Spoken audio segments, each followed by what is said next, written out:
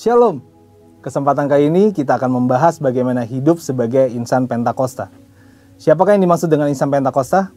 Tentunya bukan hanya mereka yang merupakan anggota jemaat gereja Pentakosta, tetapi anak-anak Tuhan yang percaya bahwa pekerjaan Roh Kudus dalam Kisah Para Rasul belum berakhir.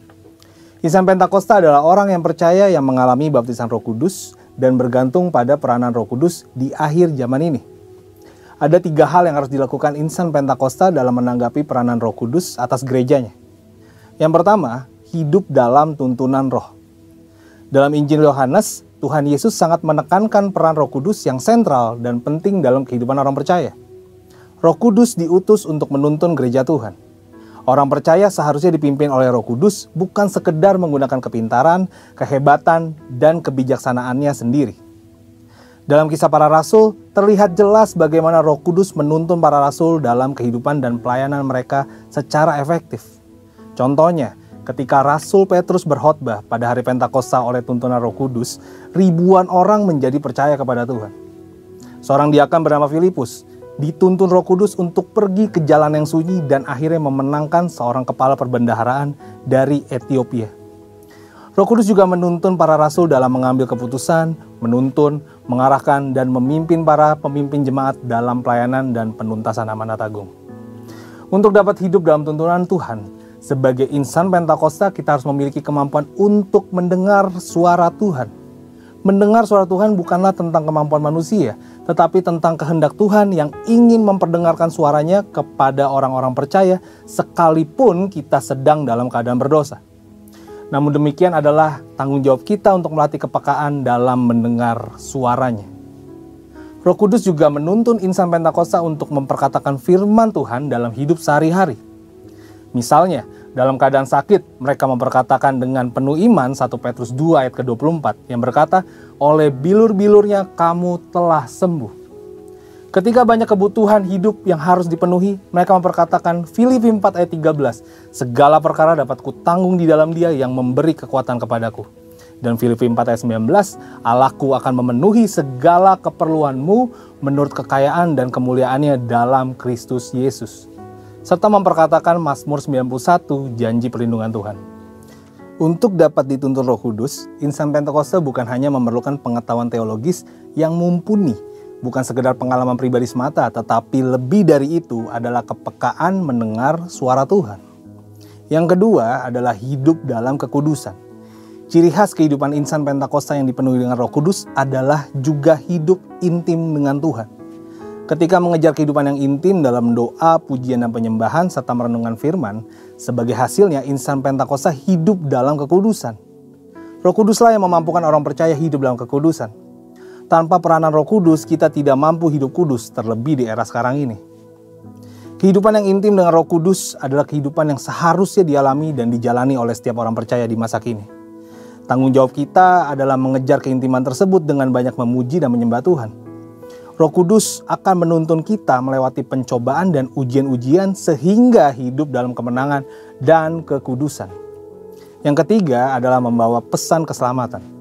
Robert Menzies dalam bukunya menyatakan bahwa sama seperti Tuhan Yesus diurapi untuk memenuhi tugas kenabiannya, demikian juga murid-murid yang dibaptis Roh Kudus telah diurapi sebagai nabi-nabi akhir zaman untuk menyatakan firman Allah. Gereja di zaman akhir telah dibaptis Roh Kudus adalah komunitas para nabi. Apakah seperti nabi perjanjian lama? Tentu tidak. Yang dimaksudkan adalah para nabi yang terpanggil untuk membawa pesan keselamatan sampai ke ujung bumi.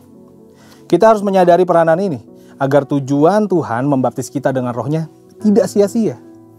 Kita diutus membawa pesan keselamatan dalam komunitas masing-masing sesuai dengan panggilan kita. Setelah dibaptis Roh Kudus, Petrus dan Paulus banyak mengulangi mujizat Yesus. Artinya dengan kuasa Roh Kudus, mereka melakukan apa yang Yesus pernah lakukan. Seperti yang dinyatakan oleh Craig Keener bahwa Petrus dan Paulus sedang melakukan pekerjaan Yesus dengan cara membuka jalan dan memberi contoh bagi gereja di masa yang akan datang. Dalam melakukan amanat agung, membawa pesan keselamatan, gereja menjalankan otoritas yang bersumber dari Roh Kudus. Dengan cara melakukan mujizat dalam pemberitaan Injil. Insan Pentakosta percaya bahwa baptisan Roh Kudus adalah berkat yang kedua atau second blessing yang diterima oleh orang percaya setelah kelahiran baru. Dari sinilah gaya hidup insan Pentakosta berawal. Jadi, Sebagai insan Pentakosta, kita harus memahami bahwa kebergantungan kita pada Roh Kudus adalah sesuatu yang tidak bisa dipisahkan.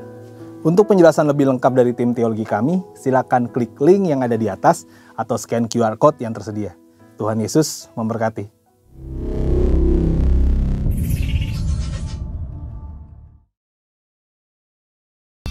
Besar dan ajaiblah karyamu.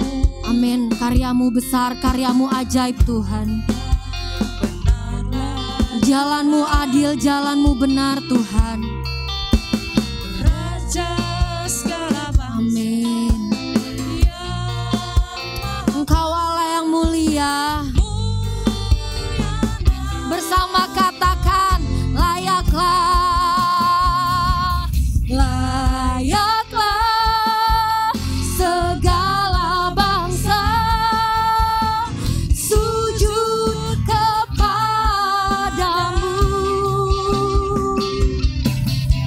sebab Kau Allah yang kudus, layak disembah.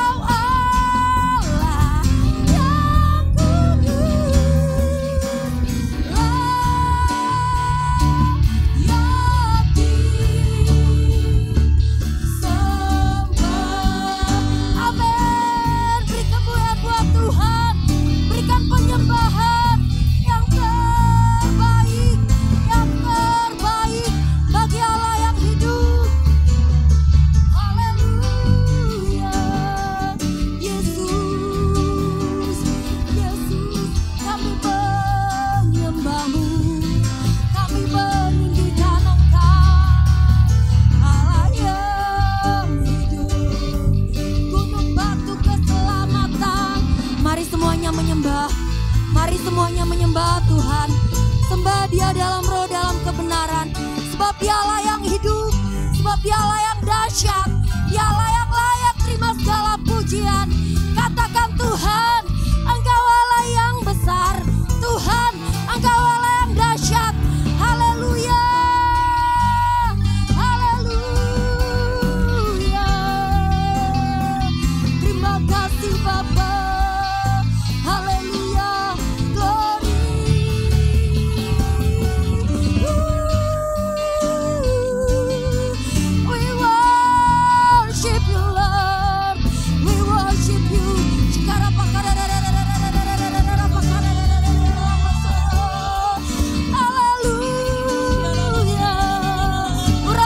Terjadi Tuhan, lawatan yang baru, memulihkan, membangkitkan. Haleluya. Glory, glory, haleluya. Sembah Dia, sembah Dia. Haleluya. Terima kasih Bapa. Engkau Allah yang besar Tuhan. Dipuji, layak disembah Tuhan. Kami mau nyanyikan Kau Allah yang besar. How great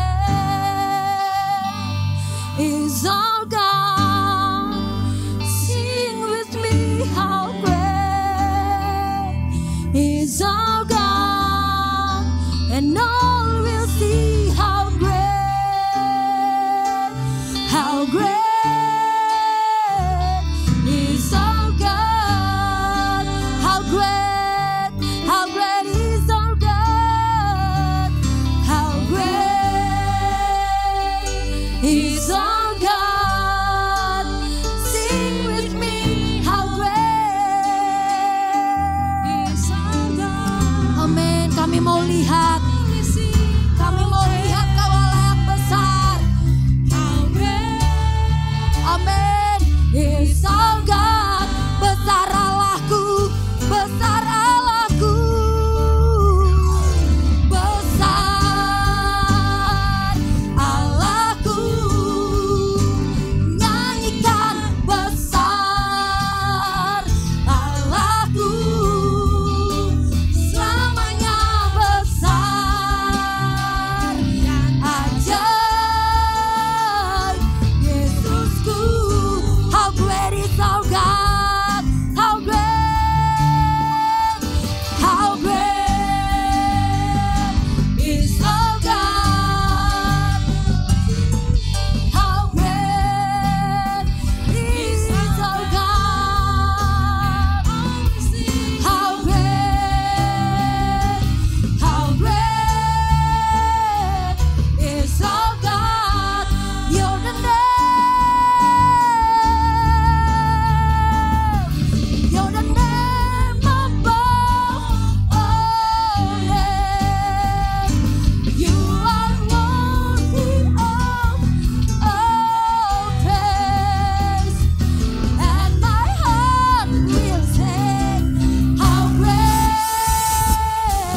is our God. You're the name above all names. You're the name above all names.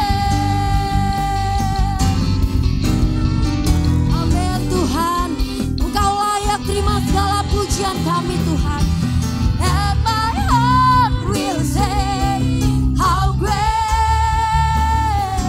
is our God. Maka jiwaku pun memuji-Mu. Maka jiwaku pun memuji-Mu. Sungguh besar. Engkau Allah yang dahsyat Tuhan. Engkau Allahku. Amin. Maka jiwaku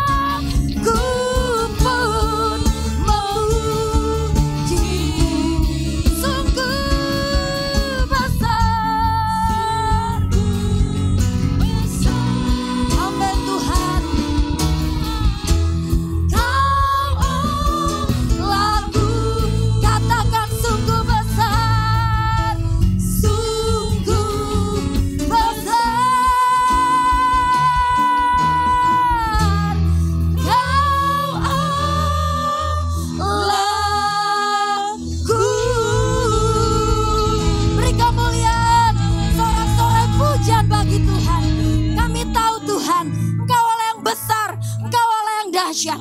Dan kami bangga menyebut Engkau sebagai satu-satunya Tuhan dan Juru Selamat. Dan kami mau nyatakan, sungguh Engkau Allah yang ajaib untuk kami. Di dalam nama Tuhan Yesus, yang siap menyatakan keajaiban Tuhan, katakan amin. Berikan tos kiri kanan, katakan Tuhanku dan Tuhanmu ajaib.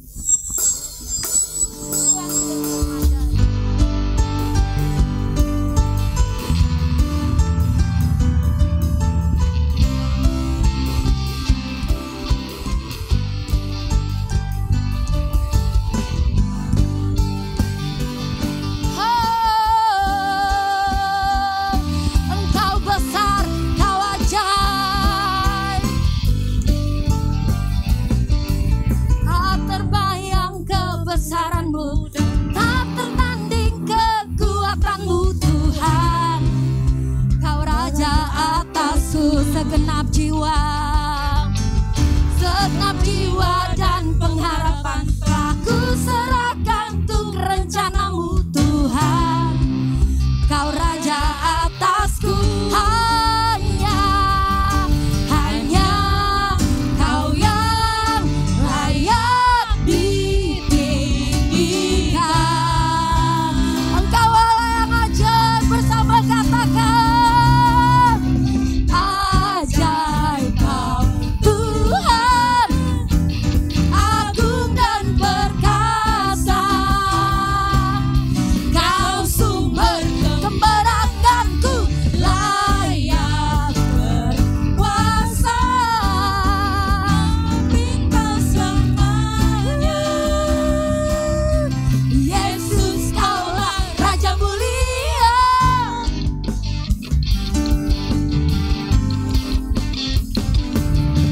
Tak terbayang kebesaranmu, tak terbanding kekuatanmu Tuhan. Kau megah bagiku, segenap jiwa puji Dia. Aku serahkan untuk rencanamu Tuhan. Kau Raja atasku. Mari lambaikan tangan kita, katakan hanya Kau yang layak ditinggikan. Mari bersuka. Ajaib Kau Tuhan, agung dan perkasa. Kau sumber kemenangan. Amin. Layak berkuasa, memerintah selamanya. Yesus Kau Raja mulia. Ajaib Kau Tuhan, agung dan perkasa. Kau sumber kemenanganku, layak berkuasa, memerintah selamanya. Katakan Yesus. Yesus Kau ajaib Kau Tuhan, agung dan perkasa. Kau sumber kemenanganku, layak berkuasa, memerintah selamanya. Yesus Kaulah Raja mulia. Amin. Raja mulia. Beri kemuliaan buat Tuhan. Berikan sorak-sorai pujian bagi Tuhan. Dia Allah yang besar, amin. Dia Allah yang dahsyat, amin. Berikan lagi tos kiri kanan, katakan Allahku besar. Allahku besar, Allahku besar.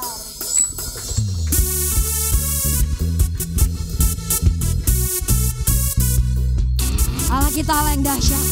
Great is our God.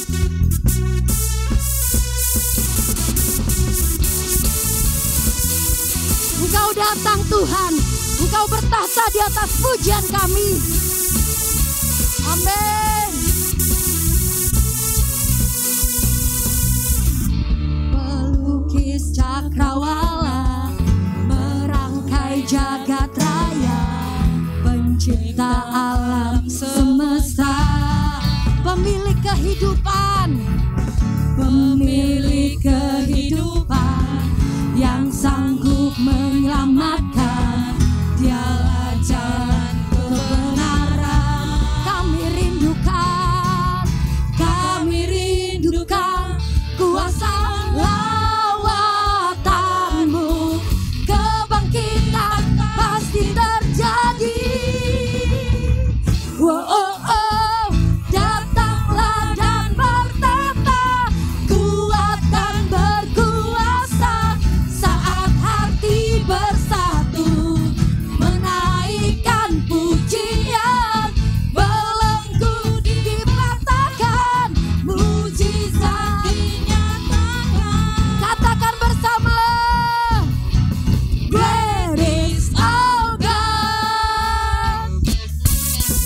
Allah kita yang hebat.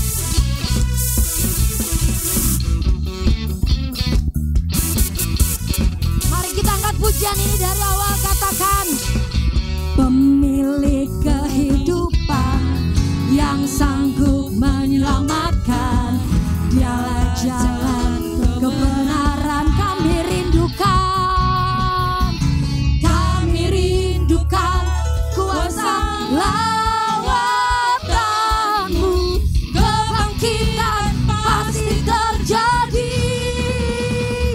Oh, oh, oh, datanglah dan bertata, kuat dan berkuasa, saat hati bersatu, menaikkan pujian, belenggu dipatahkan, mujizat dinyatakan. Katakan, great is our God. Great is our God. Beri kemuliaan buat Tuhan. Katakan, wuh.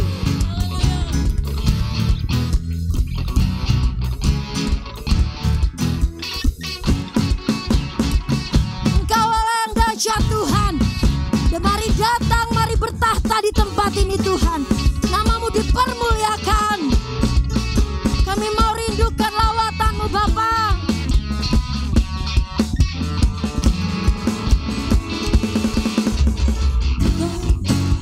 Amin. Kami rindukan kuasa lawan. Katakan kebangkitan pasti terjadi. Oh, oh, oh, oh.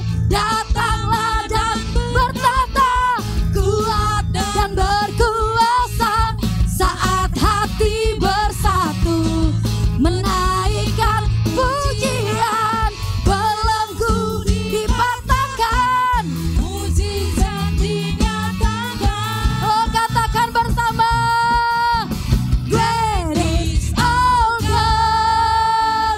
Woo! Beri kemuliaan buat Tuhan. Katakan, serukan bersama-sama 3 kali. Allahku besar, Allahku besar, Allahku besar. Dengan iman, 1, 2, 3.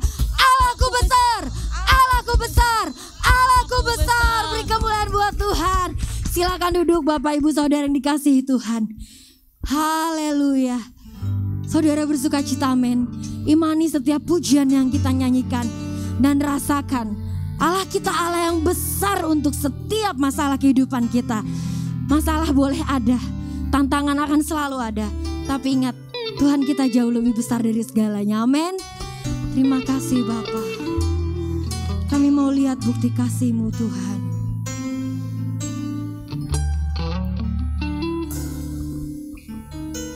Telah kulihat bukti kasih-Mu, Kau menderita gantikanku. Dengan darah-Mu Kau selamatkanku. Kini ku hidup menyenangkan-Mu. Terlalu besar kasih-Mu Bapa, pengorbanan yang Kau berikan bagiku.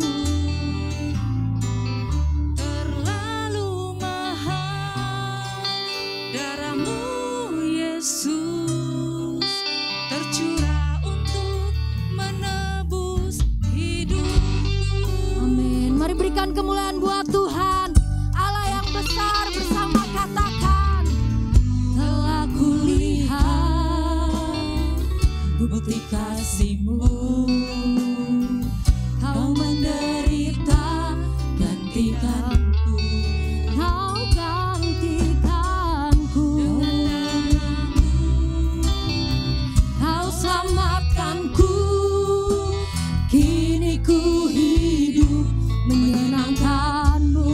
Terlalu besar, terlalu besar kasih-Mu Bapa, pengorbanan yang Kau berikan bagiku. Terlalu mahal darah-Mu Yesus, tercurah untuk menebus hidupku. Mari kita angkat pujian ini lebih sungguh lagi, katakan telah kulihat. Telah kulihat bukti kasih-Mu, Kau menderita gantikanku. Amin. Dengan darah-Mu Kau selamatkanku, kini ku hidup menyenangkan-Mu. Terlalu besar, terlalu besar kasih-Mu Bapa, pengorbanan yang Kau berikan bagiku. Terlalu mahal darah-Mu Yesus, tercurah untuk menebus hidupku. Saya undang semua jemaat untuk bangkit berdiri, katakan terlalu besar, terlalu besar kasih-Mu Bapa, pengorbanan yang Kau berikan bagiku. Terlalu mahal darah-Mu Yesus, tercurah untuk menebus. Terlalu besar, jemaat saja katakan terlalu besar kasih-Mu. Bapa, Engkau dengar jemaat-Mu Tuhan, Engkau dengar suara kami. Kami mau nyatakan Engkau Allah yang besar Tuhan, Engkau Allah yang dahsyat. Amin. Tercurah untuk menebus hidupku. Terlalu besar kasih-Mu Bapa, pengorbanan yang Kau berikan bagiku. Terlalu mahal darah-Mu Yesus, tercurah untuk menebus hidupku. Terlalu besar kasih-Mu Bapa, pengorbanan yang Kau berikan bagiku. Terlalu mahal darah-Mu Yesus, tercurah untuk menebus hidupku. Tercurah untuk menebus hidupku. Tercurah untuk menebus hidup.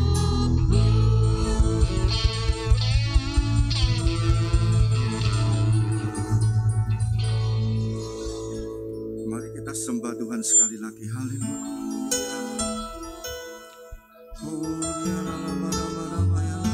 Hadirat-Mu melawat kami, dahsyat Engkau Tuhan, dahsyat Kau. Haleluya.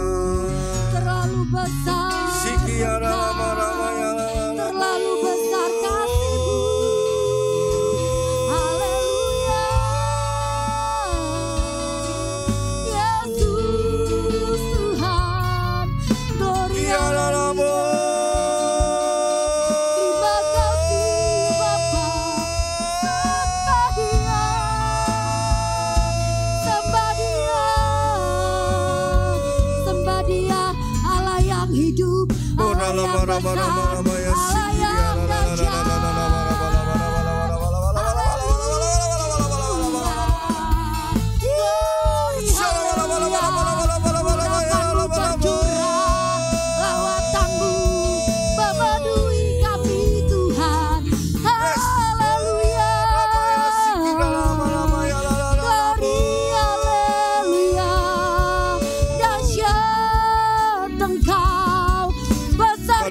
Tuhan, rasakan hadirat Allah mulai melawat setiap kita saat ini.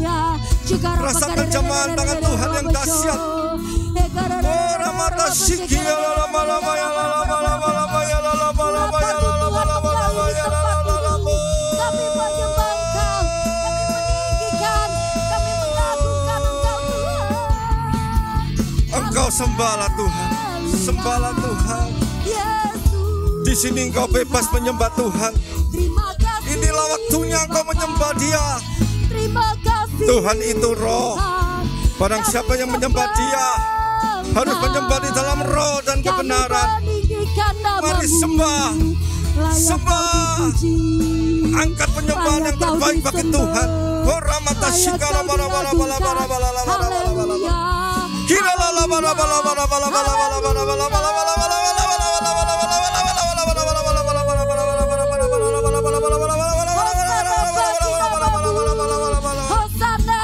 Kuasa Roh Kudus bekerja, kuasa Tuhan bekerja di tempat ini.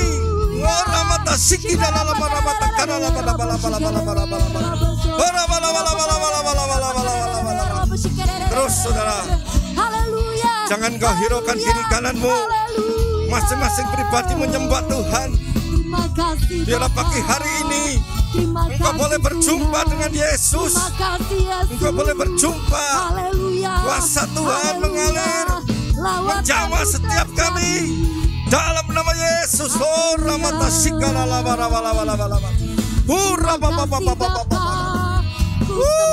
Shara bala bala bala bala bala bala bala bala bala bala bala.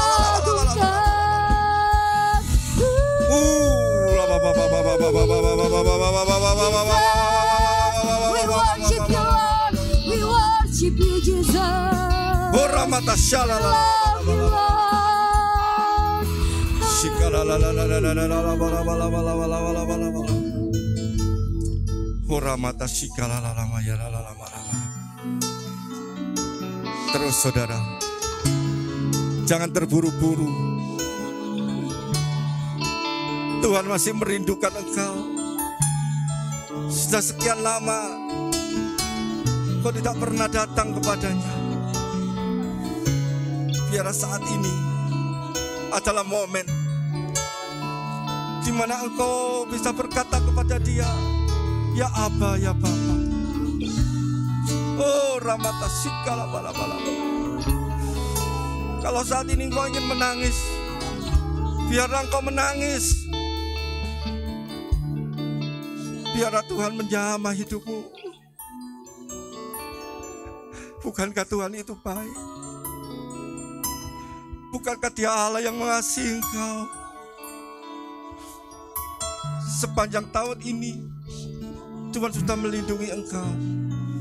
Tuhan sudah menolong engkau. Baik itu engkau rasakan maupun kau tidak rasakan, Tuhan selalu menolong engkau.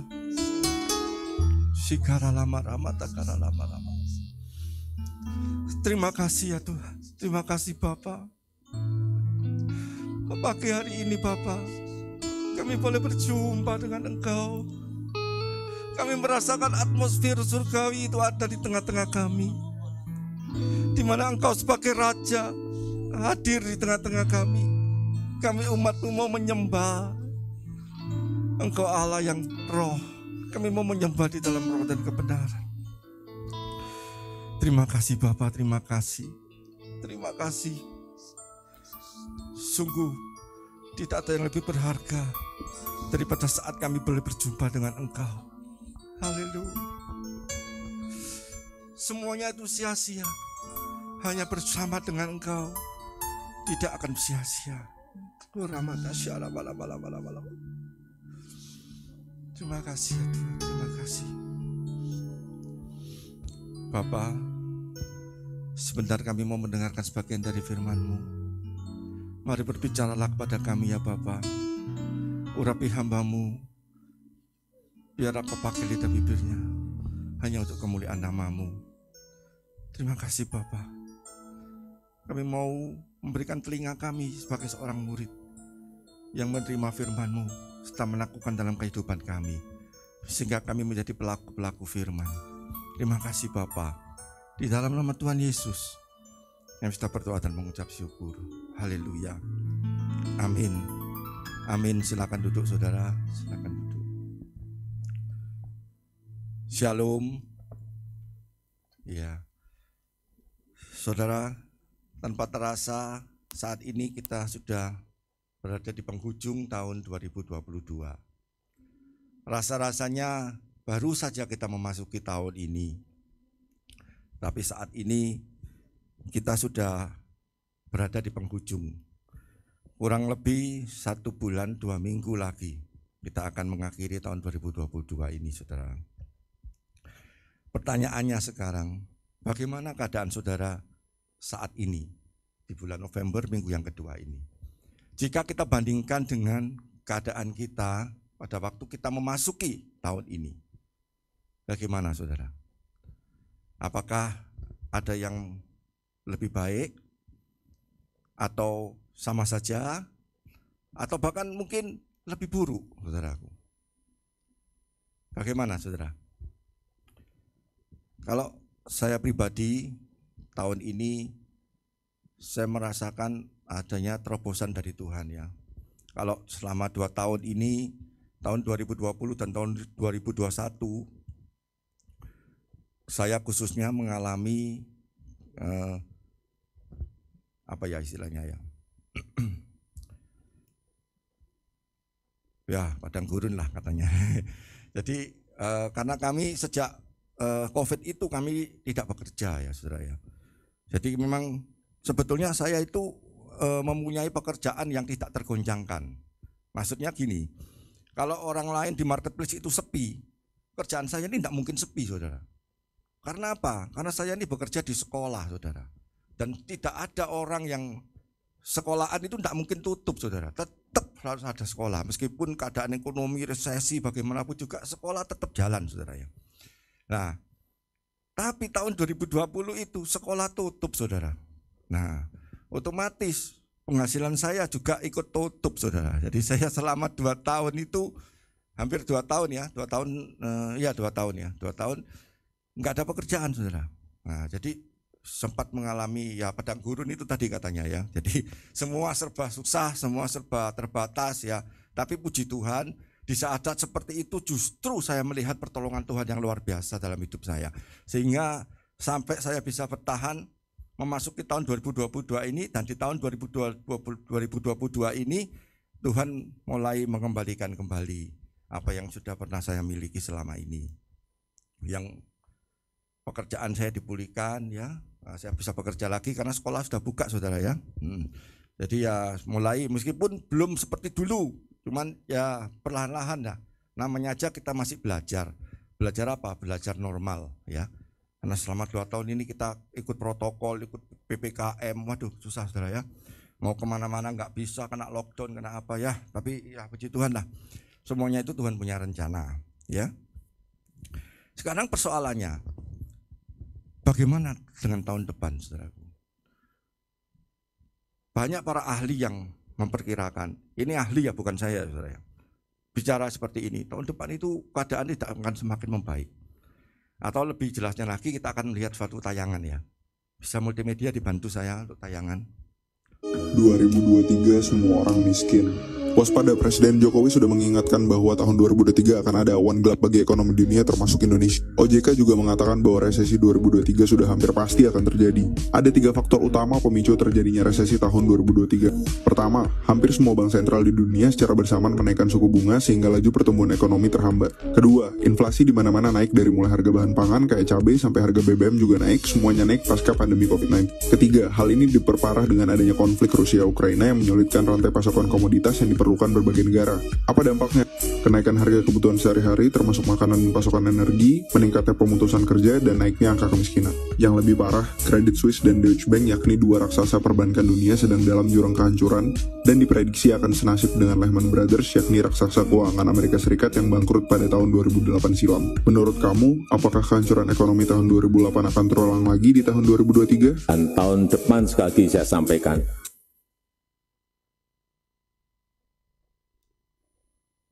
akan gelap. Ya, itu ya. Dari tayangan itu tadi kita bisa lihat para pakar sudah memprediksikan bahwa inflasi yang sesungguhnya itu akan terjadi di tahun depan. Tahun ini aja kita sudah merasakan harga cabai itu bisa sampai 100.000 per kilo. Ya. Jadi semua barang itu sekarang sudah mulai naik. Harga jual pun juga ikut naik, saudara. Karena apa? Seperti kalau kita tahu adanya konflik Ukraina Rusia ini menyebabkan pasokan gandum ke seluruh dunia itu terhenti, ya. Sehingga semua barang-barang itu akan menjadi naik. Belum lagi kelangkaan dengan kontainer, ya. Itu berdampak kepada apa? Kota-kota besar, saudara ya. Kota-kota besar seperti Surabaya, Jakarta. Kalau di desa nggak berdampak, karena apa? Di desa kalau mau makan sambel tinggal metik, saudara ya. Nah, Indonesia kan negara kaya, seperti yang lagunya Kus Plus itu. Tongkat kayu menjadi tanaman. Nah, bukan lautan, hanya kolam susu. Nah, itu lagunya Kus Plus ya, tahun yang lalu. Memang Indonesia ini kaya, saudara. Kalau kita hidup di desa, kita nggak perlu mengeluarkan biaya kalau untuk makan itu. Padi kita tinggal menuai. Terus apa? Kalau kita mau ayam, tinggal sembelih, ayamnya sudah ada. Di sekretariat pun juga sudah ada ayam. Jadi siap-siap kita sembelih nanti kalau akhir tahun. Jadi semua itu ada, bisa disediakan kalau di desa. Tapi kalau di kota, nah, mau beli ayam bayar, mau semua itu pakai bayar semua. Ya, itulah yang berdampak dengan krisis. Sedangkan pendapatan itu tidak akan semakin naik. Karena apa? Pendapatan tidak semakin naik karena harga kulaan ini apa ya? Jadi harga pembeliannya itu sudah tinggi. Jadi keuntungan itu pasti akan semakin menipis, gitu ya. Kalau dinaikkan terus, ya nggak ada yang beli, saudara. Nah, kan susah kan? Nah, itu ya. Terus lagi, apalagi yang berdampak? Properti, saudara. Properti itu pasti akan berdampak. Dalam arti properti itu akan terus turun. Ini sudah dimulai. Saya punya teman itu anaknya tinggal di Jakarta. Nah, menurut teman saya itu anaknya bilang, jarak 70 meter dari rumahnya itu ada apartemen. Apartemen itu dulu belinya itu 800 juta. Sekarang cuma dijual 100 juta. Itu pun nggak laku, saudara. Bayangkan dari 800 juta ke 100 juta itu turunnya berapa. Nah, sekarang ini kecenderungan orang itu semakin mau memegang uang daripada megang barang. Kalau dulu kan terbalik, saudara. Kalau dulu kan seperti krisis seperti ini lebih baik pegang barang. Iya ya, betul ya.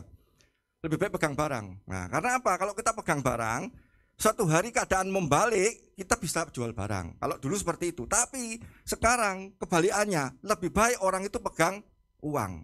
Karena apa? Karena kita tidak tahu krisis ini sampai kapan dan krisis ini mau kemana. Tapi kalau kita pegang uang, kita bisa punya peluru, kita bisa buat ini, kita bisa buat ini. Jadi kita bisa tetap survive gitu, saudara ya. Tapi kalau kita punya barang seperti punya rumah, punya mobil, nggak bisa diapa-apakan, malah menjadikan beban bagi kita. Dan di Jakarta itu informasi dari teman saya sudah apa ya, menjadi tren sekarang ini kalau orang-orang itu mulai melepas. Jadi murah, kalau saudara mau beli rumah murah di Jakarta, saudara. Tapi ya buat apa ya? Yang penting kan sudah punya rumah ya sudah. Jangan kita mau invest. Saat seperti ini bukan saatnya untuk invest, saudara ya. Karena apa? Nanti kalau saudara invest sekarang, nanti pada saat krisis ini tidak selesai, saudara nanti akan memakan akibatnya, ya. Hal yang sama ini juga akan menimpa kita, sesama anak Tuhan. Nah, sekarang pertanyaannya, bagaimana supaya kita bisa menghadapi masa-masa yang sukar itu, yaitu situasi dunia yang tidak menentu dan sulit. Bagaimana, saudara? Hanya ada satu cara. Apa? Yaitu kita harus masuk dan tinggal dalam kerajaan Allah. Kerajaan Allah, apalagi Pak itu, Pak? Nah, Gini saudara ya, saya kasih ilustrasi. Tadi pagi, setiap pagi saya itu selalu membuat kopi, terus susu untuk anak saya sama teh setiap pagi. Nah, di meja kami itu selalu banyak semut. Nah, semut yang kecil-kecil loh saudara ya, bukan semut yang besar kan kelihatan, semut yang kecil-kecil loh. Tanpa terasa semut itu tahu-tahu masuk ke dalam gelas-gelas itu. Tapi kita tidak tahu dari mana arahnya. Sampai suatu hari saya pikir gimana caranya ya supaya nggak kemasukan semut. Gimana saudara? Saya ambilkan kapur ajaib. Tahu kapur ajaib? Kapur penolak semut itu loh. Nah, jadi gelasnya saya taruh di sini, lalu saya putari dengan kapur itu. Nah, tapi namanya orang bikin lingkaran kan tidak selamanya sempurna, pasti ada lubangnya kan. Nah, semut itu bisa masuk lewat lubang itu, tapi selama ada garis itu, semut itu tidak bisa masuk. Nah, apa yang bisa kita dapat dari pelajaran itu? Kalau kita berada dalam kerajaan Allah, semua sudah Tuhan sediakan, kita selamat. Tapi begitu kita ada celah kita membuka, maka semut-semut itu ibarat apa? Resesi dunia, kehidupan dunia ini mulai masuk pada kehidupan kita. Oleh karena itu kita mau belajar ya saudara ya.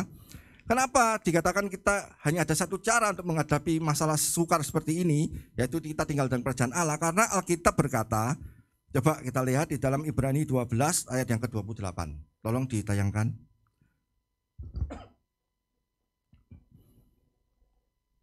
Ya, Ibrani 12 ayat 28.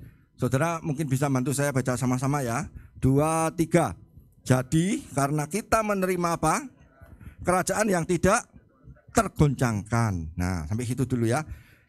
Kenapa kita harus tinggal dalam kerajaan Allah? Dikatakan di situ kerajaan Allah adalah kerajaan yang tidak tergoncangkan. Yang pertama. Terus yang kedua, Filipi 3 ayat 20. Filipi 3 ayat 20. Mari kita baca lagi sama-sama. 2, 3. Karena kewargaan kita adalah di dalam surga. Nah, itu yang kedua ya. Jadi yang pertama tadi, kenapa kita harus dalam kerajaan Allah? Satu, karena kerajaan Allah itu tidak tergoncangkan seperti kapur semut tadi ya, tidak bisa masuk semutnya ya. Yang kedua, kita ini loh warga negara sana, makanya kita harus tinggal di situ. Nah, sekarang yang ketiga, Matius 13 ayat 11 dan 12. Kita akan baca sama-sama lagi ya. Nah, jawab Yesus, apa? Kepadamu diberi karunia untuk apa? Mengetahui apa? Rahasia kerajaan surga, tetapi kepada mereka tidak. Nah, di sini ada kata-kata kepadamu apa? Diberi karunia. Oh, terus untuk mengetahui rahasia kerajaan surga, tetapi kepada mereka tidak. Terus bawahnya, nah, ayat 12 ya. Karena siapa yang mempunyai, kepadanya akan apa? Diberi, sehingga ia berkelimpahan. Terus, dan tetapi siapa yang tidak mempunyai, apapun juga yang ada padanya akan diambil daripadanya. Sebentar, ayat 12 ini saudara ngerti tidak maksudnya apa? Di sini ada kata-kata apa? Mempunyai dan tidak mempunyai. Yang dimaksud mempunyai itu mempunyai apa? Halo, mempunyai apa? Nah, pinter Pak Ibu, benar. Sorry ya Pak ya, Pak Antonius benar. Yang dimaksud mempunyai itu adalah mempunyai apa? Rahasia kerajaan surga. Nah, oleh karena itu pagi hari ini kita mau belajar tentang apa? Rahasia kerajaan surga. Sebetulnya rahasia kerajaan surga itu apa sih? Nah, itu yang mau kita bahas hari ini. Kenapa kita bahas itu? Supaya kita ini bisa tetap survive saat kita menghadapi masa-masa yang sukar. Karena semua orang pasti akan mengalami itu, termasuk juga orang percaya. Bukan berarti orang percaya tidak akan mengalami. Orang percaya pasti akan mengalami. Tapi bedanya orang percaya itu punya yang namanya kerajaan Allah atau kerajaan surga. Nah, saya ngomong-ngomong kerajaan Allah sama kerajaan surga ya. Saya tanya, sebetulnya kerajaan Allah sama kerajaan surga itu sama atau beda? Sama atau beda? Sebenarnya sama. Tapi kalau kita melihat dari artinya, itu biasanya orang-orang itu membedakan. Kalau kerajaan Allah itu berbicara tentang apa? Wilayah kerajaan Allah. Jadi kerajaan Allah itu seperti semua ciptaan Allah, langit dan bumi, alam semesta, Mars, galaksi, apa itu termasuk kerajaan Allah. Tapi kalau kerajaan surga adalah tempat di mana Allah itu tinggal. Ya. Tahu ya sekarang ya. Jadi kerajaan Allah sama kerajaan surga sama apa beda? Pada prinsipnya sama. Cuma perbedaannya kalau kerajaan Allah itu lebih mengacu kepada seluruh semesta. Ya, yang diciptakan oleh Allah ini. Sedangkan kalau kerajaan surga adalah tempat di mana Allah itu tinggal. Ya, oke ya. Oke, kita lanjut sekarang. Oleh karena itu, siang hari ini kita mau belajar tentang apa? Rahasia kerajaan surga. Kita lihat di dalam Lukas 8 ayat 10.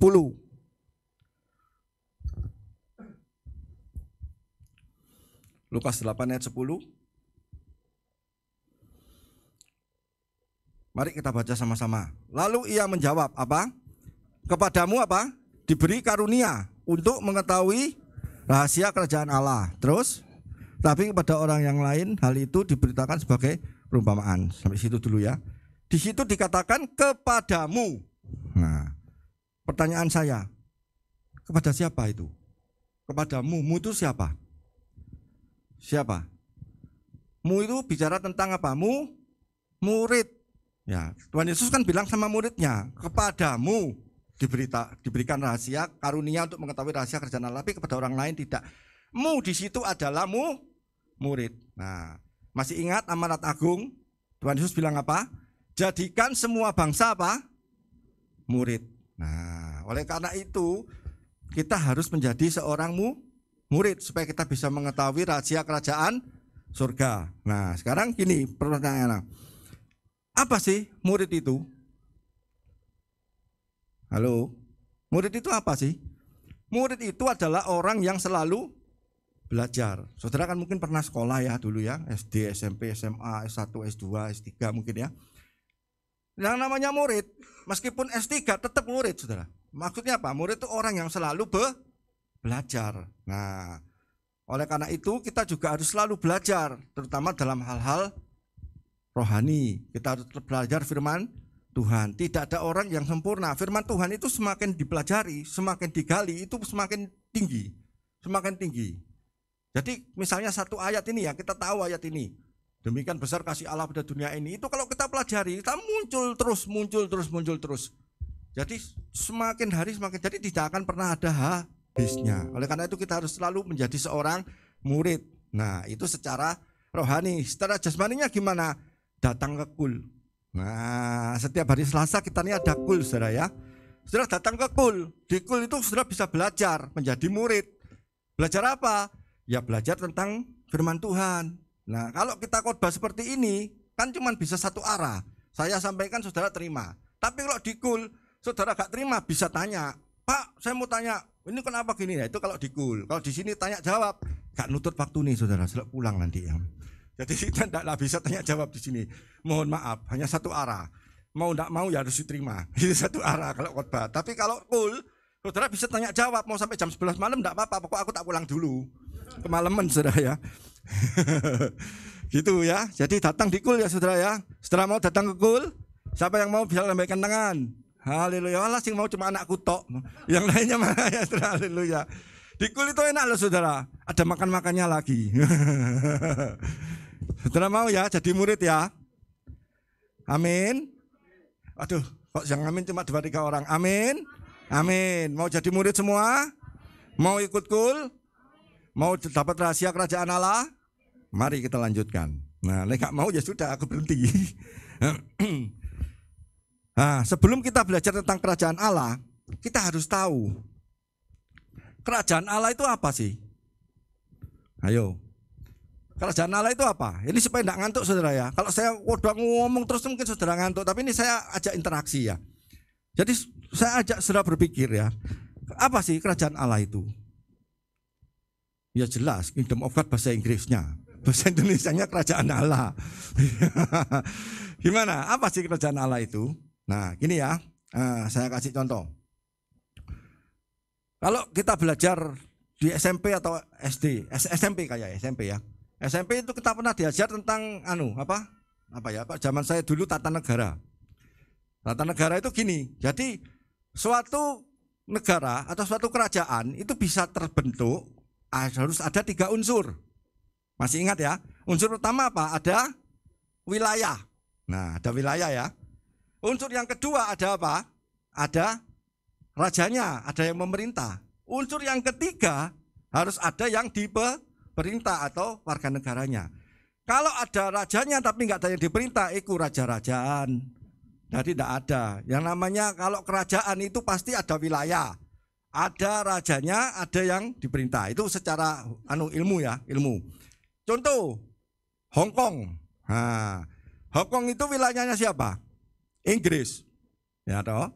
Inggris. Jadi meskipun Hong Kong itu tidak di negara Inggris, tapi yang berlaku di Hong Kong itu adalah hukum Inggris. Karena Hong Kong adalah wilayah Inggris. Rajanya siapa? Waktu itu Elizabeth, sekarang Charles. Mungkin besok saya. Ya ganti saudara ya. Masuk itu ya. Ya, biar ngantuk saudara ya. Jadi itu contohnya ya, contohnya kayak gitu ya. Sekarang gini, itu kalau secara dunia. Nah, sekarang kita mau lihat apa yang dikatakan oleh Alkitab tentang kerajaan Allah, ya. Nanti akan saya buat kesimpulan. Kita lihat pertama dalam Roma 14 ayat 17. Tolong ditayangkan. Ya. Sebab kerajaan Allah bukanlah apa?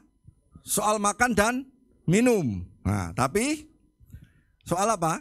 Kebenaran, damai sejahtera dan sukacita oleh Roh Kudus. Nah, kalau kita lihat dari ayat ini, berarti kita punya gambaran apa enggak? Kira-kira kerajaan Allah itu apa sih? Apa sih? Kerajaan Allah itu bukan berbicara mengenai perkara-perkara fisik, ya. Jadi bukan makan dan minum. Biasanya kalau orang dalam kerajaan itu, kalau kerajaan loh ya, semua rakyatnya itu diberi makan sama rajanya. Nah, kalau kerajaan, jadi dicukupi sama rajanya. Tapi kerajaan Allah ini bukan soal itu. Bukan soal makan dan minum, tapi soal apa? Kebenaran, damai sejahtera dan sukacita oleh Roh Kudus. Berarti ini berbicara tentang apa? Roh, bukan fisik. Ya, itu yang pertama. Terus yang kedua, 1 Korintus 4 ayat yang ke-20. 1 Korintus 4 ayat 20. Ya, kita baca ya. Sebab kerajaan Allah bukan terdiri dari apa? Perkataan, tapi terdiri dari kuasa. Nah, tadi kan sudah mulai nyerempet ya, apa? Deket-deket ya. Bukan perkara fisik tapi perkara roh. Lebih jelas lagi, perkara apa? Kuasa, ya. Terus lagi satu. Lukas 17 ayat 20. Coba. Ya, Lukas 17 ayat 20. Atas pertanyaan orang-orang Farisi, apabila kerajaan Allah akan datang, Yesus menjawab, katanya, kerajaan Allah datang apa? Tanpa tanda-tanda lahiriah. Loh, lebih jelas lagi saudara ya. Jadi kesimpulannya apa? Kesimpulannya kerajaan Allah itu adalah apa? Kehidupan roh. Nah, gini saudara, ini terpaksa saya cerita ya, cerita flashback ke belakang. Pada saat Adam dan Hawa jatuh ke dalam dosa, dikatakan oleh Tuhan apa? Jikalau kamu makan buah pengetahuan baik dan jahat ini, kamu akan mati. Pada kenyataannya setelah makan mati apa enggak? Enggak mati kan? Tapi Tuhan kok bilang mati? Maksud Tuhan bohong? Nah, apa yang dimaksud dengan mati di sini? Mati rohnya. Nah, paham ya? Jadi yang disebut Tuhan dengan kamu akan mati, itu mati rohnya.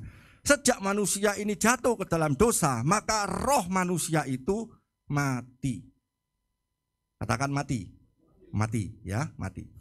Kapan roh manusia ini bisa dihidupkan lagi? Pada waktu Yesus menukar hidupnya dengan kita. Masih ingat perumpamaan Pak Petrus tentang air?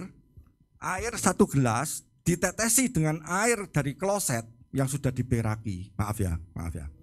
Ditetesi gitu satu. Saudara mau minum? Enggak perlu ya, enggak mau minum ya. Terus bagaimana caranya? Oh gampang Pak, tak kasih air lagi. Nah, dikasih air lagi sebanyak-banyaknya air, dikasihkan ke sini. Mau minum? Nah, bagaimana caranya supaya ini bisa diminum? Ini dibuat, diganti yang baru. Itu yang dilakukan oleh Tuhan Yesus. Paham ya sampai sini ya? Tuhan Yesus menukar hidupnya. Jadi hidupnya Tuhan Yesus yang tidak berdosa, yang bersih, ditukar dengan hidup kita ini yang kotor. Jadi kita tidak bisa ngomong hidup kita berdosa ini mau ditebus dengan perbuatan baik. Wah bullshit, tidak mungkin.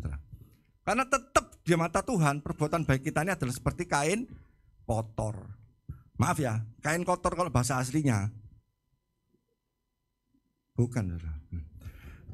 Kain kotor itu, kalau bahasa Indonesia itu masih halus, saudara, kain kotor. Tapi kalau bahasa aslinya ini maaf ya, maaf sekali lagi maaf. Saudara tahu softtek? Yaitu, kalau dulu kan tidak pakai softtek, kalau dulu kan pakai kain. Nah, yaitu yang dimaksud dengan kain kotor. Sekarang kalau seperti itu, apakah saudara, yaitu tadi kolu? Nah, ngerti ya kolu ya? Nggak ngerti ya, nanti pulang selain tak jelaskan kolu ya. Pokoknya seperti itu intinya ya. Jadi perbuatan baik kita ini tidak mungkin bisa menyelamatkan kita. Yang bisa menyelamatkan kita cuma satu, siapa? Yesus. Kenapa kok cuma Yesus? Karena Yesus yang menukar hidupnya dengan kita. Sehingga apa? Posisi kita ini menjadi orang benar. Coba kita lihat dalam Roma 8 ayat 1 sampai 2. Roma 8 ayat 1 sampai 2. Ini ayat yang terkenal, saudara. Nah, ya kita baca ya. 1, 2, 3. Demikianlah sekarang tidak ada apa? Penghukuman bagi mereka yang ada di dalam Kristus Yesus. Terus Roh yang memberi hidup telah apa? Memerdekakan kamu dalam Kristus dari apa? Hukum dosa dan hukum maut. Nah, ini. Jadi kita ini sudah seperti air yang bersih lagi, sehingga roh kita ini hidup, itu namanya kehidupan roh. Nah, ya toh? Kehidupan roh itu bisa kita peroleh hanya di dalam Tuhan Yesus. Nah, oleh karena itu kalau kita mau cari lagi, apakah kerajaan Allah itu? Kerajaan Allah itu adalah kehidupan roh. Nah, dari mana kita bisa mendapatkan kehidupan roh? Dari pengorbanan Tuhan Yesus. Sampai sini paham ya, saudara ya? Paham ya? Oke, sekarang kita tanya. Kalau tadi kerajaan itu kan harus ada apa? Wilayahnya. Ada teritorialnya ya, ada wilayahnya, terus ada rajanya, ada penduduknya. Sekarang pertanyaannya, di mana kerajaan Allah itu? Wilayahnya loh di mana? Di mana, saudara? Kita lihat ya. Lukas 17 ayat 21. Biar cepat. Lukas 17 ayat 21. Mari kita baca. Ini wilayahnya kerajaan Allah. Dan juga orang tidak dapat mengatakan, lihat, ia ada di sini atau ia ada di sana. Terus, sebab sesungguhnya kerajaan Allah ada di antara kamu. Nah, tahu jawabannya apa? Di mana kerajaan Allah? Kerajaan Allah ada di antara kamu. Nah, antara kamu ini kalau bahasa Indonesia, kalau bahasa Inggrisnya dikatakan di dalam kamu. Nah, itu nanti yang punya kata bahasa Inggris dibaca di dalam kamu. Maksudnya di dalam kamu itu di mana? Di hatimu. Nah, di hatimu gitu ya. Kalau zaman anak sekarang di hatimu gini ya. Jadi ya kerajaan Allah itu ada di dalam kamu. Di mana ya? Di hatimu. Itu wilayahnya gitu ya. Oke. Nah, sekarang ini itu tadi pendahuluan. Itu pendahuluan ya, pendahuluan supaya kita tahu bagaimana tentang kerajaan Allah itu. Paham ya? Apa perlu diulang? Enggak usah nanti terlalu lama ya. Sekarang kita masuk. Nah, ini khotbahnya. Nah, tolong dicatat ya nanti ya.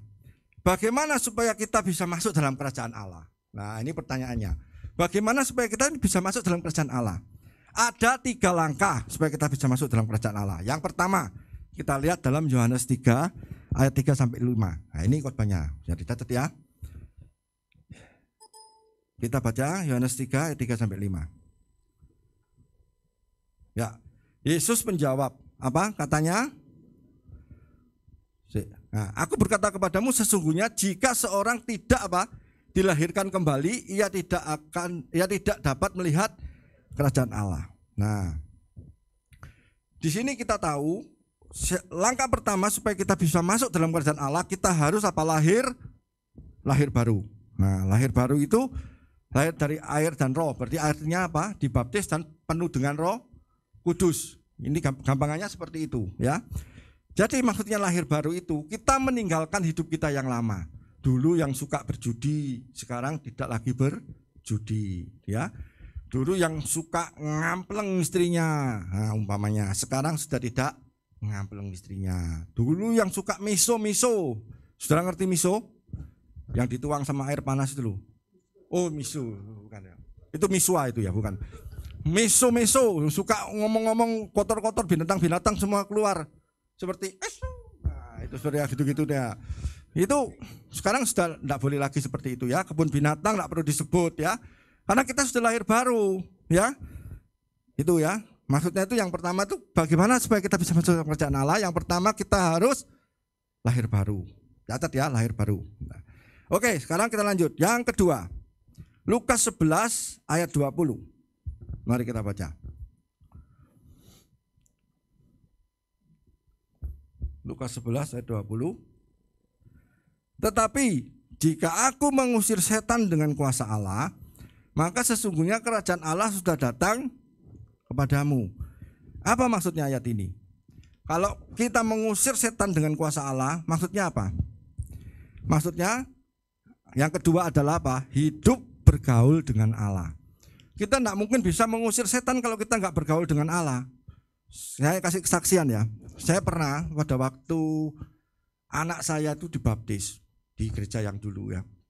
Kalau dulu gereja dulu itu baptisnya itu ada kolamnya sendiri, terus orang yang baptis itu antri saudara, baris gini ya, baris semua gini ya dulu ya. Jadi yang dibaptis itu bukan cuma satu orang, sekali baptis itu mungkin satu hari bisa 100 orang waktu itu ya. Nah kebetulan waktu itu saya lagi ngantar anak saya baptis. Tiba-tiba setelah anak saya masuk di belakang 2-3 orang lupa saya. Pokoknya di belakang anak saya itu tahu-tahu orang itu manifest. Wah, wah gini. Wah, apa iki? Terus mau dipegang sama diakennya dikipatno. Seorang dikipatno ya. Orang ini bisa, orang ini lebih besar dari saya loh, bisa terbang saudara. Wah gitu, wah ilmunya metu kabeh. Aku bingung, iki apa iki? Nah, untungnya ya kita ini sebagai anak Tuhan itu diberi hikmat ya. Karena saya ini bergaul dengan Tuhan, jadi saya tanya Tuhan iki apa yo? Terus Tuhan bilang waktu itu sama saya dengar jelas, ini kesaksian ya, saya dengar jelas Tuhan bilang, maju. Loh, maju ya apa Tuhan? Nah, digibeng lah yo. Orang sak gitu besarnya dikipat miber deh. Dan aku maju terus ya apa? Tuhan bilang, maju. Loh. Ya Tuhan, ini Tuhan sing nyuruh loh ya. Aku gak sapa apa loh Tuhan. Tuhan sing nyuruh maju, aku maju loh. Tapi Tuhan gak suruh maju, aku gak. Ya maju gak Tuhan? Maju. Angel ya. Angel wis. Saya takut saudara, jelas takut. Lawang itu bukan manusia, itu rokok. Lah aku dewe kan ya bingung. Akhirnya gimana saudara? Pendeta itu sudah gak ngatasi saudara. Diakan itu sudah ngatasi. Lari semua, mau lari cari bantuan, mau lari kemana, pokoknya gak ada orang. Sehingga tinggal orang yang baptis, yang di dalam situ sama orang yang kesurupan itu sama saya. Orang 3 tok saudara. Wah aku bingung, ini apa cara nih? Akhirnya tak deketi. Dalam nama Yesus, bilang gitu aku. Dalam nama Yesus diam. Dalam gini-gini aku sampel orang. Dalam nama Yesus diam. Diam. Terus akhirnya orang itu malah gini itu saya ditoleh. Ditoleh aku. Waduh ini. Aku tambah takut saudara. Oh, saya didatangi saudara. Oh didatangi. Waduh apa ini. Dalam nama Yesus diam. Saya dapat hikmat saudara. Bahasa roh. Waduh. Langsung begitu dia dekat saya bahasa roh. Oh ramatasi kalau saya bahasa roh. Terus dia tuh ngomong apa? Berhenti. Panas. Oh tambah kaget no saudara. Ayo terus. Oh tak parani. Genti aku sing wani saudara. Tak parani itu. Dalam nama Yesus. Dalam nama. Wah saya bahasa roh terus. Oh dia sampai kejat-kejat. Kaulo gitu saudara. Wes setelah itu lemes saudara. Lemes. Wes lemes aku tak toleh-toleh pendeta. Tahu nanti kabeh gak ono. Pak sini Pak iki apa iki Pak lemes iki tak ngono. Akhirnya dibawa saudara, dimasukkan ke dalam kolam baptisan. Begitu setelah dibaptis waras saudara. Ternyata orang itu punya ikatan saudara. Waduh ya. Sampai apa kok cerita iku mau yo. Oh itu bergaul dengan Allah. Jadi kalau kita itu bergaul dengan Allah, kita mengusir setan dengan kuasa Allah, itu berarti kita hidup bergaul dengan Allah. Gak mungkin misalnya, maaf ya, orang-orang biasa tahu ngusir-ngusir setan, itu diusir dari setan malah. Bukan ngusir. Tapi kalau kita bergaul dengan Allah, kita punya kuasa Allah, kita dalam kerajaan Allah, kita bisa mengusir setan. Amin. Saudara mau ngusir setan? Saya tidak. Ya terserah saudara mau ngusir dewe. Kecuali kepepet. Kecuali kepepet tidak apa-apa. Ngeri saudara, mengusir setan itu ya apa sih? Ya kayak gitu ya, contohnya itu contoh ya. Jadi hidup bergaul dengan Allah. Bagaimana sih hidup bergaul dengan Allah itu caranya? Saya mau Pak hidup bergaul dengan Allah, tapi aku tidak tahu caranya ya apa bergaul dengan Allah, wong Allah kak ketok. Ya toh? Bagaimana caranya? Bergaul dengan Allah itu dengan apa? Doa, pujian, penyembahan. Setiap hari kita berdoa. Kalau kita berdoa itu kita membuka alam roh. Kita memuji. Memuji sama menyembah beda apa enggak? Beda apa sama? Beda. Kalau kita memuji itu kita mengagungkan Tuhan. Tapi kalau kita menyembah, itu kita sujud menyembah. Berarti Tuhan itu raja, kita ini bawahan. Jadi kita menyembah kepada Tuhan kita. Kalau memuji, kita membesarkan Tuhan kita. Amin ya. Nah sekarang, ciri-ciri orang yang bergaul dengan Tuhan. Nah ini yang paling penting. Yang pertama, kita ini harus benci dosa. Banyak orang Kristen sudah bertobat, sudah dibaptis, bahkan sudah melayani, tapi tidak benci dosa. Nah, senengannya TikTok, senengannya judi apa? Bukan judi, main game itu loh. Game sekarang kan banyak toh. Aku gak ngerti soalnya aku gak pernah bisa. Anak-anak muda tuh banyak sekarang main apa Mobile Legend ya, pokoknya ngono-ngono. Sukanya seperti itu saudara ya. Tapi kalau main tuh sampai lupa waktu, lupa makan, lupa belajar, aduh angel. Jadi kita nih harusnya tuh kita benci. Ya itu bukan dosa sih, tapi itu apa? Tabiat dosa itu sama aja. Kita enggak boleh seperti itu ya. Hidup baru. Kalau kita lihat di Alkitab ya, hidup baru itu seperti apa sih? 1 Yohanes 2 ayat yang ke-6. Coba 1 Yohanes 2 ayat yang ke-6. 1 Yohanes 2 ayat 6. Barang siapa mengatakan bahwa ia ada di dalam dia, dalam Yesus ya, ia wajib hidup sama seperti Kristus telah hidup. Nah itu saudara, standarnya tuh seperti itu. Jadi kita ini wajib hidup seperti Kristus hidup. Contoh, kalau kita main Mobile Legend, apakah Yesus main Mobile Legend? Oh enggak Pak, zaman Yesus enggak ada Mobile Legend ya, benar ya? Benar kan? Enggak ada. Tapi saya rasa Yesus tidak membuang waktunya untuk main Mobile Legend. Amin. Contoh ya itu ya seperti itu. Sekarang kalau kita sama teman-teman kita saling membenci umpamanya, aku gak seneng bawa ini. Orang Surabaya ini kalau ngomong enak saudara ya, ada tambahannya. Aku gak seneng, buncek no, enak, buncek no. Pertanyaannya, kalau kita seperti itu dosa apa tidak? Oh yuk gak Pak, aku gak ada apa-apa no kok, tak batin tok kok, aku benci, buncek no, seneng. Gak ada apa-apa no kok, aku benci tok kok. Kita lihat ayatnya ya. 1 Yohanes 3 ayat 15. 1 Yohanes 3 ayat 15. Ya. Setiap orang yang membenci apa? Membenci loh ya, mencekno ya. Apa? Seorang apa? Pembunuh manusia. Terus dan kamu tahu bahwa tidak ada seorang pembunuh yang tetap apa? Memiliki hidup yang kekal dalam dirinya. Iki podo ae. Meskipun saudara, aku kata apa-apa no kok Pak, aku mak gak seneng, aku benci gak seneng, beong gak seneng. Nah, tidak boleh saudara. Itu berarti kita masih hidup yang lama. Amin. Hidup yang baru adalah kita harus membenci dosa. Yang kayak gitu-gitu itu kan, ya apa ya? Dibilang hampir kita nih menganggap hal seperti itu bukan dosa, tapi itu sebenarnya jebakan iblis. Satu lagi jebakan iblis apa? Ngamuan. Nah, saudara ngerti ngamuan? Marah. Dikit-dikit marah. Saya ada kesaksian ya. Waktu dulu saya ikut full gospel. Ada full gospel di Kedung Doro itu, nggak salah wakil presiden full gospel. Itu orang itu tabiatnya itu marah. Jadi setiap hari itu marah terus, karyawannya dimarahi, istrinya dimarahi. Marah-marah terus sampai ditegur sama Tuhan, Pak, kamu jangan marah-marah. Kamu harus beruntung damai sejahtera. Iya Pak, tapi gak bisa saya ini ngamuk-ngamuk. Suatu hari, pas dia lagi marah-marah, tahu-tahu jantungnya pedot, mati saudara. Betul ini, kejadian betul ini. Jadi mati itu pas lagi posisi ngamuk. Kira-kira, saya tanya ya, kira-kira orang kayak gitu masuk surga enggak? Angel saudara ya. Dibilang percaya Yesus ya percaya, tapi ngamuan, apa gunanya? Iya loh. Gitu loh saudara ya. Jadi ya kadang-kadang kita ini terlalu aku tidak mencuri, aku tidak membunuh loh. Aku tidak berzina. Lah itu kan sing ketok moto saudara. Itu kan yang kelihatan. Tapi sing cilik-cilik ini loh, kadang-kadang kita ini dijebak di situ oleh iblis. Amin. Contohnya yang aku tadi membenci, terus apa? Ngamuan, Masih banyak saudara, tapi aku enggak bahas itu sekarang. Kalau bahas itu enggak khotbah ya. Oke? Jadi yang kedua tadi apa? Hidup bergaul dengan Allah. Yang pertama tadi apa? Lahir baru. Ya. Terus sekarang kita yang ketiga. Ini yang paling penting. Yang ketiga adalah Kisah Rasul 14 ayat 22. Kisah Rasul 14 ayat 22. Di tempat itu mereka menguatkan hati murid-murid itu. Terus dan menasihati mereka supaya mereka bertekun di dalam iman, ya, bertekun dalam iman. Terus dan mengatakan bahwa untuk masuk ke dalam kerajaan Allah kita harus mengalami apa? Banyak sengsara. Poinnya di mana? Di mana poinnya?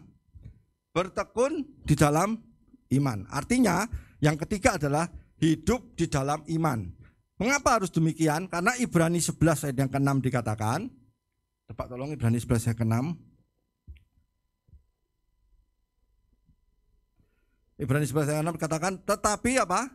Tanpa iman tidak mungkin orang apa? Berkenan kepada Allah. Nah, jadi kalau kita bisa masuk dalam kerajaan Allah, salah satu syaratnya kita harus hidup dalam iman. Katakan hidup dalam iman. Nah, supaya enggak lupa, hidup dalam iman. Nah, iman ini sangat penting dalam kehidupan kekristenan, saudara. Karena apa? Saya ada kesaksian ya, ini teman saya. Dia itu hidup dalam iman. Pada waktu dia pertama kali mau menikah, sampai Pak Petrus itu bilang gini, kamu kalau belum siap menikah enggak usah menikah, tahun depan aja enggak apa-apa. Enggak Pak, saya hidup dengan iman. Nah, istrinya itu pun juga heran aku, yang mau hidup dengan iman itu tadi. Biasanya kalau orang perempuan itu, oh aku kalau nggak ada rumah, nggak ada mobil, aku nggak mau menikah sama kamu. Kan gitu biasanya kalau perempuan.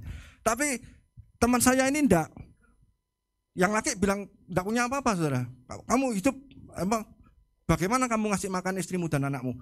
Dengan iman Pak. Loh, istrinya kok yang mau? Iya Pak. Ya, itu kejadian betul saudara. Begitu mereka menikah, awal-awal mereka menikah, apa yang mereka alami? Ya betul saudara, nggak bisa makan. Akhirnya apa? Untuk makan itu harus cari takjil. Tahu takjil ya?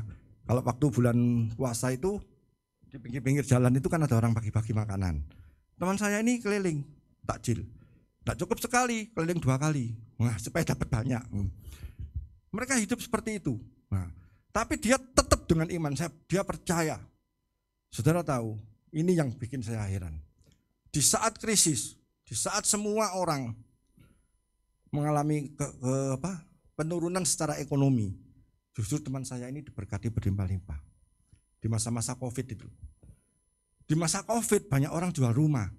Teman saya malah beli rumah. Itu ajaibnya Tuhan kita. Amin. Kenapa seperti itu? Karena hidup dalam iman. Nah, hal yang sama mau saya ajarkan kepada saudara. Mulai sekarang saudara masuk dalam kerajaan Allah itu harus hidup dalam iman. Pak, iman itu apa sih? Tadi kok iman itu apa sih? Ya, saya jelaskan ya. Definisi iman, ya catat ya, definisi iman. Iman itu adalah percaya sampai tidak ada ketidakpercayaan. Amin. Coba diulangi. Iman adalah apa? Percaya sampai tidak ada ketidakpercayaan. Nah, ini bukan cuma omongan saya, tapi ini ada dasar ayatnya. Markus 11 ayat 22 sampai 24. Markus 11 ayat 22 sampai 24. Yesus menjawab mereka, percayalah kepada Allah. Terus, aku berkata kepadamu, sesungguhnya barang siapa berkata kepada gunung ini, beranjak dan tertampaklah ke dalam laut, asal tidak bimbang hatinya, tapi percaya bahwa apa yang dia katakannya itu akan terjadi, maka hal itu akan terjadi baginya. Terus, nah, karena itu aku berkata kepadamu, apa saja yang kamu minta dan doakan, percayalah bahwa kamu telah menerimanya, maka hal itu akan diberikan kepadamu. Bagaimana saudara bisa menerima jawaban doa kalau saudara percaya? Nah, jadi definisi iman menurut saya adalah percaya sampai tidak ada lagi ketidakpercayaan. Nah, kalau ini saya sudah membuktikan berkali-kali saudara. Saya mau saksikan sedikit ya tentang ini tadi ya. Saya itu kan saudara tahu ya, saya berjualan di sekolah ya. Saya berjualan di sekolah itu pernah suatu hari waktunya itu mepet. Jadi kalau kita masak nasi misalnya ya 5 kilo gitu ya. Mulai pagi kita masak nasi 5 kilo, sore kan habis. Nah itu ternyata sepanjang hari ini enggak habis. Kayak kisahnya Petrus waktu menangkap ikan semalam-malaman enggak dapat ikan itu. Itu saya ngalami seperti itu. Dari pagi sampai sore jam 3 itu tidak ada. Maksudnya enggak habis, nasi kuning masih banyak gitu. Akhirnya apa? Saya pakai iman.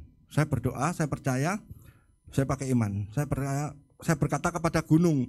Gunung di sini itu bukan gunung itu, tapi gunung nasi kayak gunung loh, Saudara. Saya berkata sama gunung ini, dalam nama Tuhan Yesus habis. Saya percaya, hari ini saya habis, saya percaya. Saudara tahu, jam 4 saya berdoa. Jam 5:30 habis, Saudara. Saya tidak tahu orang dari mana yang membeli, padahal itu sudah nggak ada orang kuliah jam segitu itu. Tapi itu habis, Saudara. Nah, itu karena apa? Percaya sampai tidak ada ketidakpercayaan. Itu bukan hanya terjadi sekali, Saudara. Saya ngalami kayak gini ini sudah berkali-kali. Makanya saya ini sudah punya jurusnya. Kalau sampai jualan Kak Bayu itu jurusnya ada, Saudara. Oh, nah itu ya. Jadi kita ini perlu, Saudara ya. Makanya saya bilang apa? Saudara kalau mau melatih iman, saudara harus buka usaha. Entah jualan apa, jualan apa. Iman ono. Nah, latihlah imanmu, pasti akan terjadi. Karena saya sudah mengalami, gitu ya. Oke. Jadi kesimpulannya apa? Untuk dapat melewati masa-masa sukar dalam hidup kita, kita perlu masuk dalam kerajaan Allah. Nah, untuk dapat masuk dalam kerajaan Allah, kita harus apa? Yang pertama, mungkin bisa ditayangkan, satu apa? Lahir baru. Yang kedua, hidup bergaul dengan Allah. Yang ketiga, hidup dalam iman. Nah, ini tadi adalah rahasia kerajaan Allah. Jadi saudara, kalau dikatakan tadi kepadamu diberikan karunia untuk mengetahui rahasia kerajaan Allah. Rahasia kerajaan Allah itu apa? Yaitu tadi, lahir baru. Terus yang kedua apa? Bergaul dengan Allah. Yang ketiga, hidup dalam iman. Nah, ini sekarang kita akan membuka ayat yang paling disukai oleh jemaat. Yaitu apa? Ayat terakhir. Yohanes 5 ayat 14. Ayat terakhir, Saudara. Kesuwen kok nek mari-mari. Yohanes 5 ayat 14. Ya, mari kita baca bersama-sama karena ayat terakhir. 2, 3. Kemudian Lembet Allah lalu berkata kepadanya, apa katanya? Engkau telah sembuh, jangan berbuat dosa lagi, supaya padamu jangan terjadi yang lebih buruk. Ini ayat terakhir, Saudara. Sebelum saya menutup ini, Tuhan berfirman.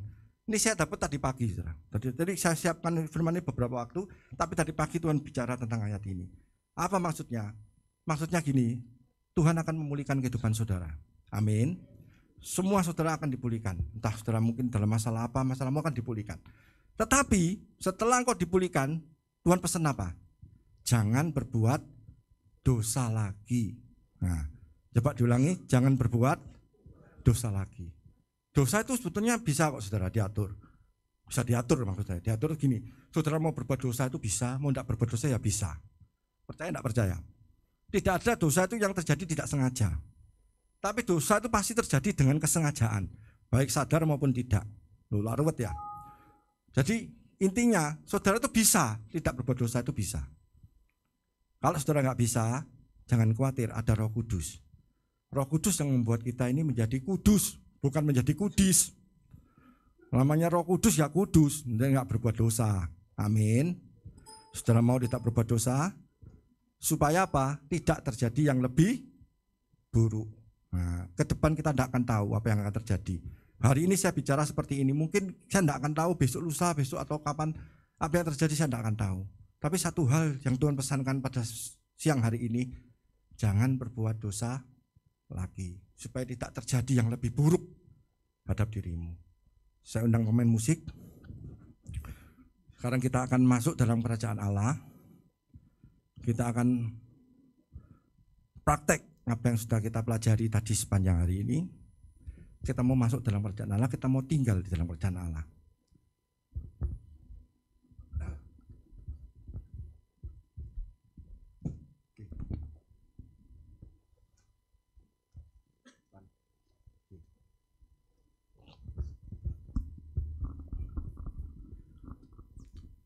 Saudara masing-masing persiapkan diri. Kita mau praktek apa yang sudah kita pelajari, kita mau masuk dalam pekerjaan Allah melalui doa, pujian dan penyembahan. Ku menyembah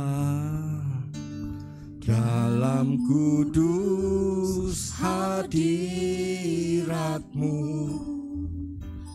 hampiri tata kasih karunia-Mu Bapa. Katakan kekuatanku,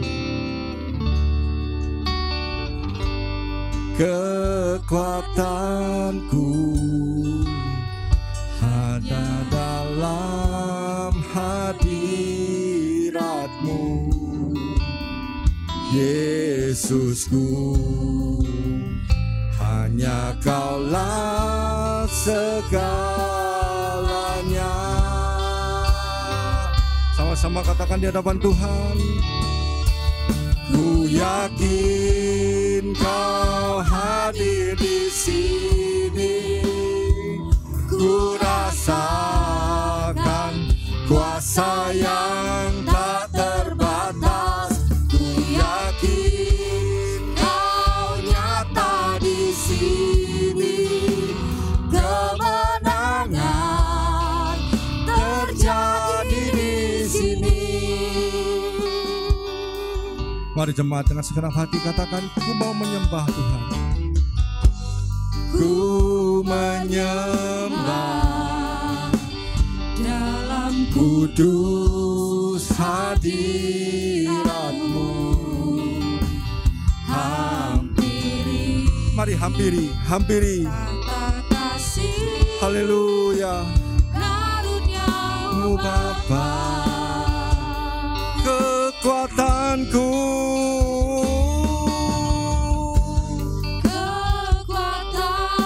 oh hanya dalam hadirat-Mu ya Tuhan. Oh Yesusku, hanya Kaulah segalanya. Mari katakan, ku yakin Kau hadir di sini. Haleluya. Ku rasakan kuasa yang tak terbatas. Ku yakin Kau nyata di sini. Amin. Kemenangan terjadi di sini. Saudara, saat ini saya tidak tahu apa yang sedang saudara alami, tapi saya percaya saat engkau masuk dalam kerajaan Allah, biarkan musik mainkan ini. Saat engkau masuk dalam kerajaan Allah, maka semua persoalanmu akan beres. Amin. Oleh karena itu saya mengajak saudara, buka hatimu. Mari bersama kita masuk dalam kerajaan Allah. Saudara yang punya permasalahan dalam bidang bisnismu, Tuhan sanggup menyelesaikan. Amin. Saudara yang sakit, Tuhan sanggup menyembuhkan. Bahkan saudara yang susah, Tuhan sanggup menghiburkan. Mari ambil waktu ini. Jangan kau sia-siakan kesempatan yang indah ini. Mari sama-sama katakan di hadapan Tuhan, ku mau menyembah-Mu Tuhan. Ku menyembah dalam kudus hadirat-Mu, hampiri Dia. Ingat, kerajaan Allah adalah kerajaan roh. Hampiri Dia, sembah Dia dalam roh dan kebenaran, maka kau akan mengalami sukacita dan damai sejahtera. Hanya dalam hadirat-Mu, Yesusku. Hanya Kaulah segalanya. Mari saudaraku, saya undang saudara bangkit berdiri bersama-sama. Katakan di hadapan Tuhan, ku yakin Kau hadir di sini. Dia ada di sini, saudara. Rasakan kuasa yang tak terbatas. Ku yakin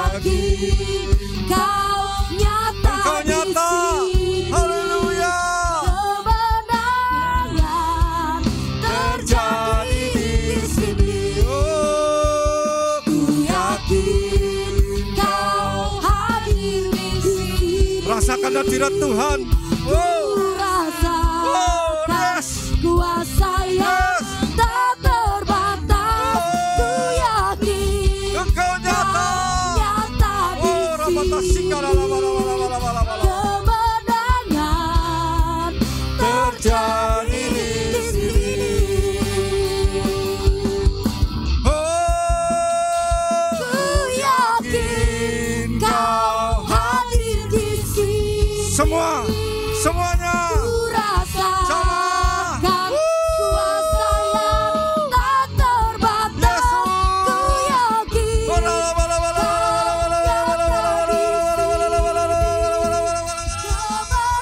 kemenangan terjadi di sini. Kemenangan terjadi di sini. Kesembuhan terjadi di sini. Oh. Mari sembah Dia. Jemaat angkat suaramu sembah.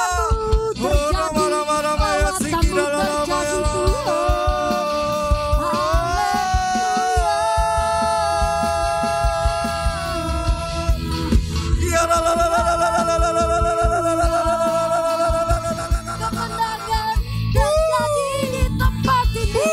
Lawatanmu terjadi.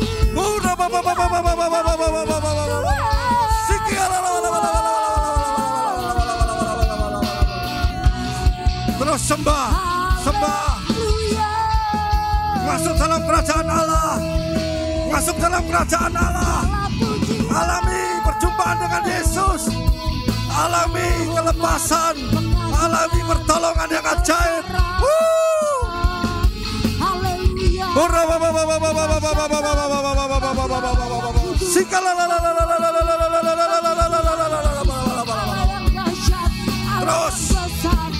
Terus Jamaah dalam nama Yesus.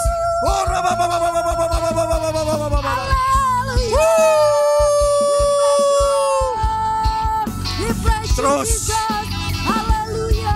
buka hatimu.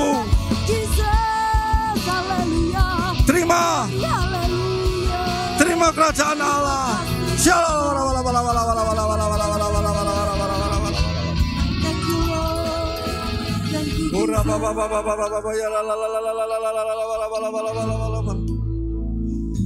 Saudara yang sedang dalam persoalan, mari saat ini kau boleh berkata-kata kepada Tuhan. Bapa kami dalam kerajaan-Mu. Saudara yang mau bersama-sama dengan saya berkata-kata boleh mengangkat tangan. Mari angkat tanganmu saudara. Bapak, Engkau tahu anak-Mu yang sudah mengangkat tangan, Bapak. Mereka membutuhkan pertolongan yang daripada-Mu. Saat ini mereka masuk dalam kerajaan-Mu. Dalam kerajaan-Mu semua sudah terpenuhi, semua sudah tersedia. Dalam kerajaan-Mu semuanya sudah diselesaikan oleh Tuhan Yesus. Biarlah saat ini jemaat-Mu di tempat ini boleh menerima rahasia kerajaan Allah. Mereka boleh dipulihkan dari hidupnya. Hidup mereka yang kosong boleh diisi oleh sukacita dari Roh Kudus.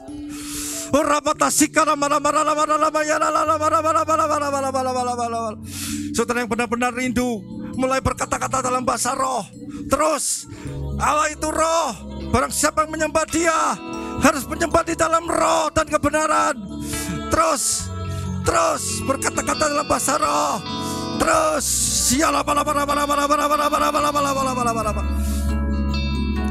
terus terima.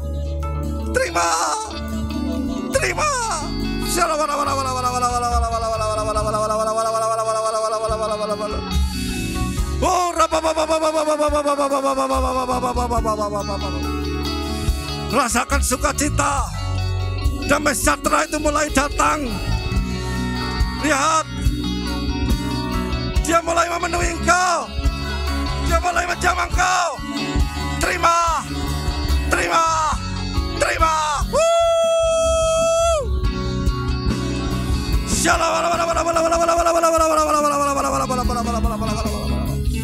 Terus.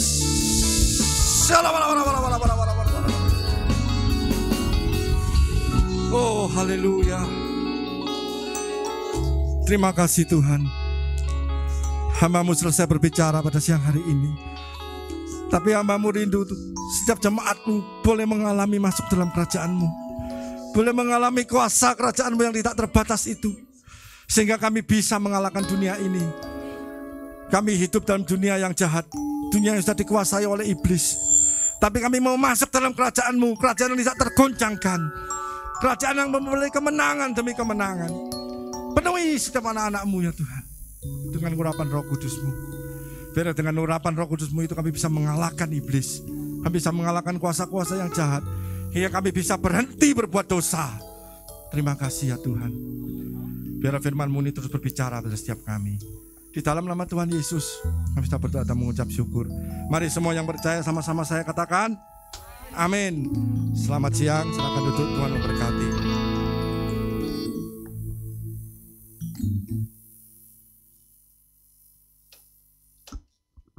Puji Tuhan, terima kasih buat pelayanan dari Pak Yo. Kiranya Tuhan berkati lagi dengan luar biasa. Sebentar kita akan mau memberikan persembahan untuk Tuhan.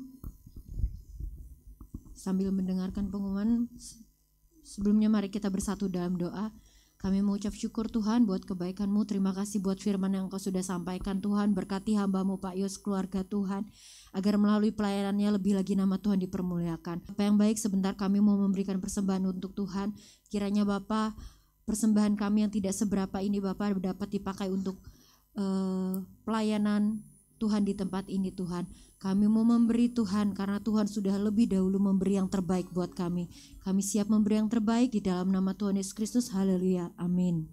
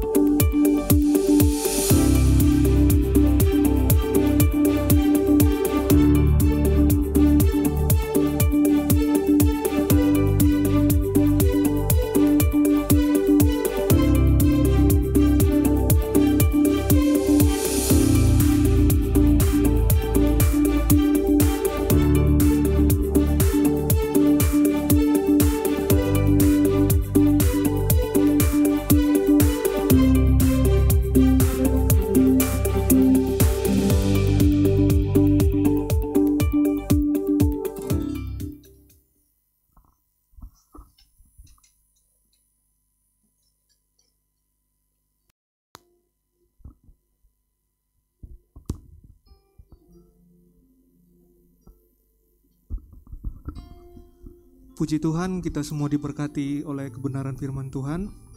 Bapak Ibu, mungkin ada yang baru pertama kali hadir di tempat ini, bisa lambaikan tangannya.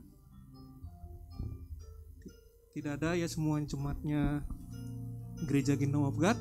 Sebelum kita pulang, kita akan nyanyi satu pujian.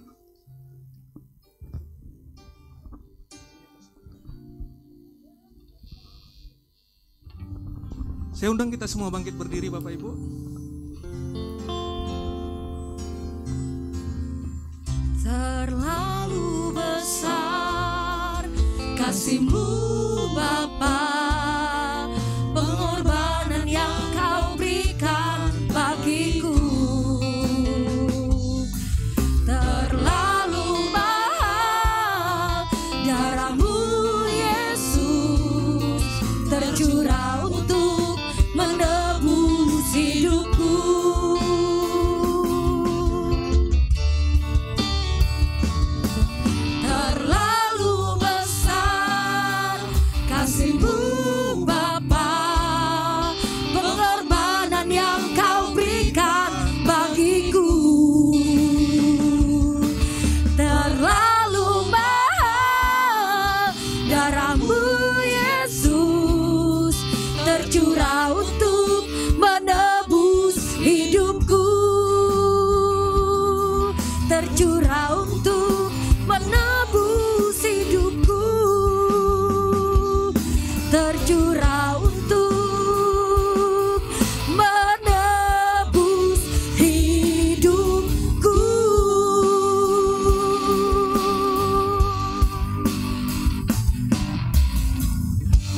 Bapa di surga, kami bersyukur buat ibadah kami dari awal, pertengahan hingga akhir ini. Tuhan sudah memberkati semua jemaat, Tuhan berkati.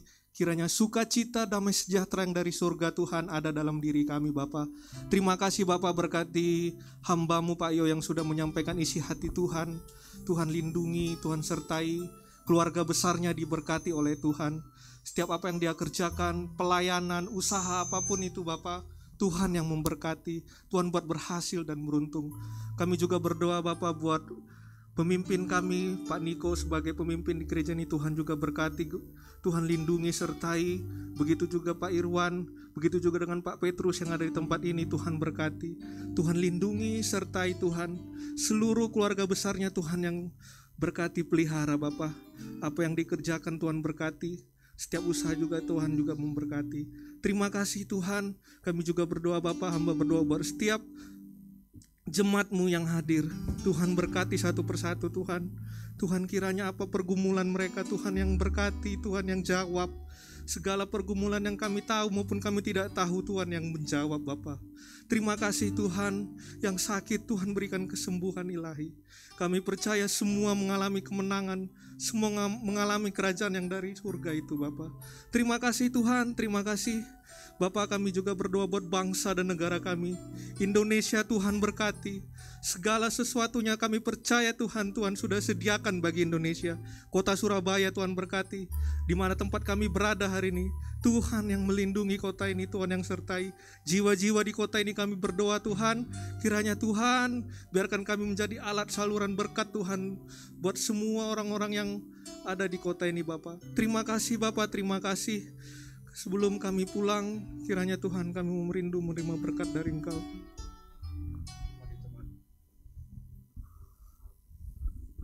Mari jemaat yang dikasihi Tuhan, angkat kedua tanganmu di hadapan Tuhan. Tuhan memberkati dan melindungi engkau. Tuhan menyinari engkau dengan wajahnya dan memberikan kepadamu kasih karunia. Tuhan memalingkan wajahnya kepadamu dan memberikan damai sejahtera. Jemaat yang dikasihi Tuhan, terimalah berkat daripada Allah Bapa, Putra dan Roh Kudus yang memberkati dan melindungi engkau, menyertai engkau mulai hari ini sampai Maranatha Tuhan Yesus datang, bahkan sampai selama-lamanya. Mari semua yang percaya bersama saya katakan amin. Sekali lagi katakan, berikan tepuk tangan yang paling meriah bagi Allah kita. Selamat siang saudara, sampai jumpa minggu depan. Tuhan memberkati.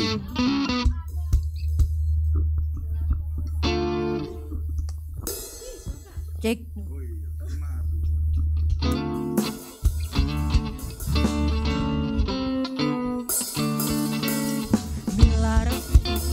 Di dalamku ku kan menari seperti Daud menari. Bila roh Allah ada di dalamku, ku kan menari seperti Daud menari.